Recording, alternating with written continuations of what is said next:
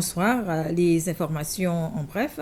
Le ministre des Finances, de la Planification nationale et du Commerce, Nadi Hassan, a annoncé de nouvelles mesures temporaires pour les personnes en difficulté en raison de l'augmentation du coût de la vie. Cela concerne les salariés qui reçoivent moins de 9 000 roupies par mois.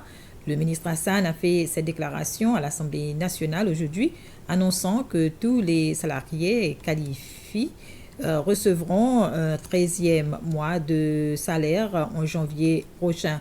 Le gouvernement va par ailleurs mettre sur pied une régulation pour le contrôle des prix des produits essentiels mis en vente par STC afin d'uniformiser les prix. Le ministre des Affaires étrangères et du Tourisme, Sylvestre Radegonde, a rencontré les opérateurs de vélo à la digue en vue de discuter des problèmes qu'ils rencontrent dans l'exercice de leur business. La réunion se tenait à la digue Island Lodge. À la fin de la rencontre, le ministre Radegonde a visité plusieurs petits établissements touristiques. Il s'est dit très satisfait du standard des petits établissements touristiques de l'île. Le général de brigade et commandant de la gendarmerie de l'île de la Réunion, Pierre Poti, a rendu ce matin une visite de courtoisie au président Wibble Ramkalawan à State House. Renforcement des liens entre les Seychelles et la Réunion, discussion sur l'échange d'informations relatives à la lutte contre le trafic de stupéfiants, ainsi que la possibilité de formation des policiers séchellois étaient les sujets au menu de la rencontre entre le général Poti et le président de la République. Il y a la menace terroriste qui est à nos portes dans l'océan Indien et puis bien entendu le trafic de stupéfiants. Ce sont les deux grandes thématiques qui nous préoccupent et sur lesquelles nous devons impérativement échanger de l'information. Vous savez, les trafiquants, ils n'ont pas de frontières.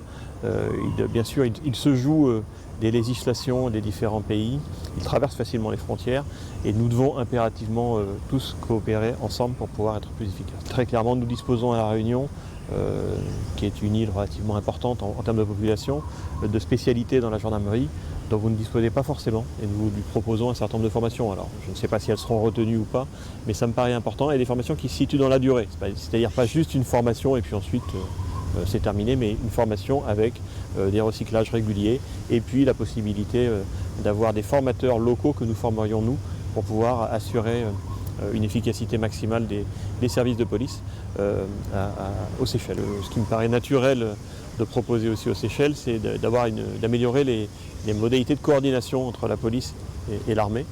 Ça, nous sommes vraiment habitués à le faire en France, donc je vais proposer notamment qu'on puisse travailler sur cet aspect-là.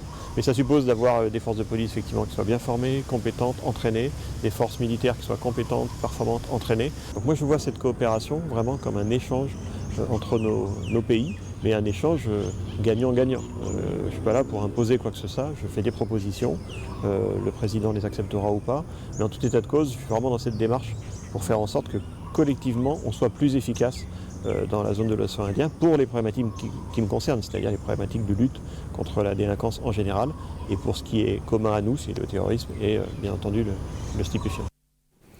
Les enseignants et des directrices et directeurs des écoles primaires de Grand-Onsmaé, La Misère, Ensopin, Cascade et Pointe-la-Rue ont suivi une séance sur l'apprentissage numérique de Britannica. Les ressources numériques offrent un contenu allant des articles aux images en passant par les vidéos téléchargeables pour toutes les matières et aident les enseignants à planifier leurs cours sur une plateforme numérique sûre et fiable. Luc Sanders, responsable du développement commercial et chef d'équipe, a déclaré qu'il s'agissait d'une opportunité pour les enseignants de découvrir la valeur à long terme d'un accès national aux ressources numériques de Britannica. Voilà, c'était les informations. Bref, merci de votre attention.